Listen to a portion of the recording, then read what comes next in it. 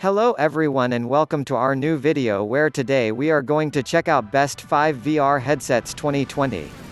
I made this list based on my personal opinion and users review. Find out more information about these VR headsets, you can check out the links down in the description below. Okay, let's get started with the video.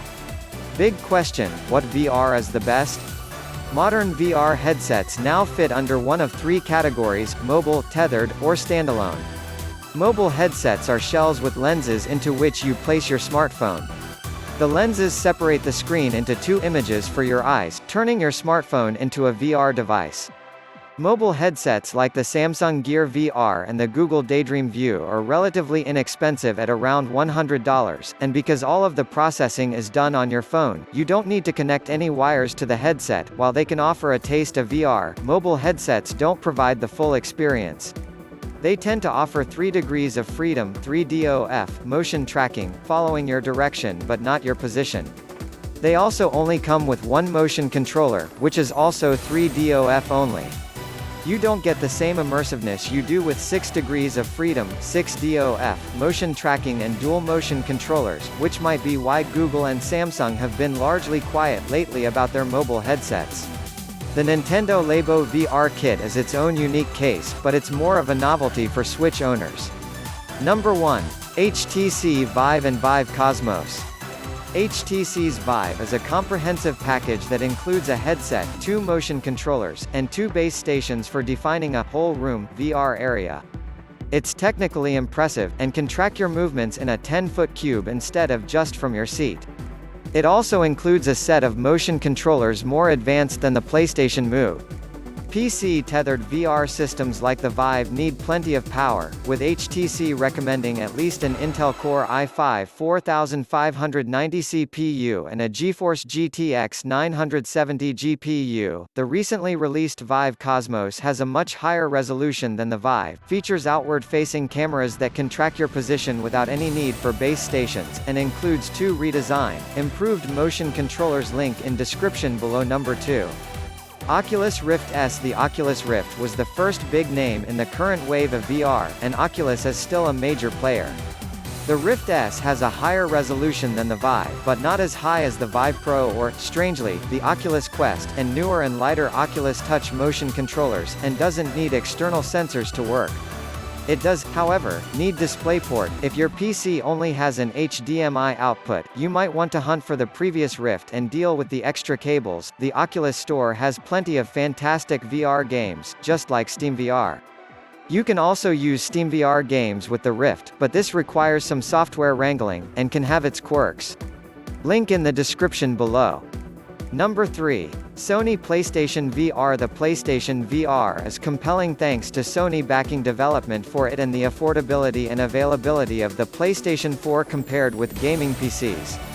All you need is the headset, a PlayStation 4, and a PlayStation camera, now included with most PlayStation VR bundles.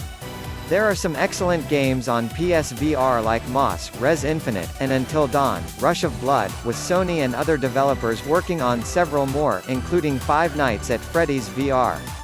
Many PlayStation VR games work with the DualShock 4, so you don't even need motion controls. However, those motion controls are where the PlayStation VR lags behind. The headset still uses the PlayStation Move wands from the PlayStation 3 era, and they aren't nearly as capable or comfortable as the Oculus Touch controllers. They're also expensive, and not always included in PlayStation VR bundles. Link in the description below. Number 4. Windows Mixed Reality.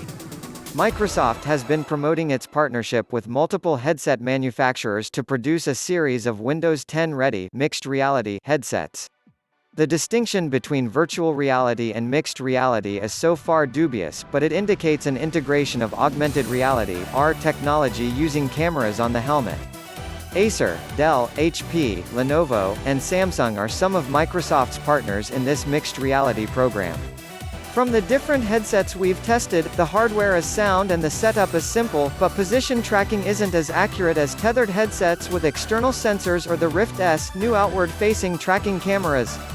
Also, the Windows Mixed Reality Store doesn't have as many compelling VR experiences as the Rift and SteamVR stores, though you can use SteamVR games on Windows Mixed Reality headsets, again with some software wrestling. Windows Mixed Reality does have one thing going for it, though, the highest resolution in consumer VR with the HP Reverb, at 2160 by 2160 pixels for each eye. Link in description below. Number 5, Valve Index. If you thought the HTC Vive Cosmos was expensive, just wait until you see the Valve Index.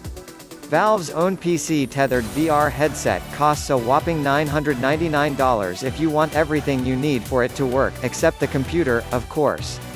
You can save some money by reusing your HTC Vive base stations, cutting the price down to $749, or get only the headset, and provide your own motion controllers and base stations for $499. Those are hard prices to swallow, even if the Index sports a 120 Hz refresh rate, notably higher than most of its competitors, with an experimental 144 Hz mode, and the controllers feature an advanced grip system for more natural, precise interaction. We have yet to test the Valve Index. Link in the description below. Thanks for watching our video. Like, comment, share and stay with our channel for more updates.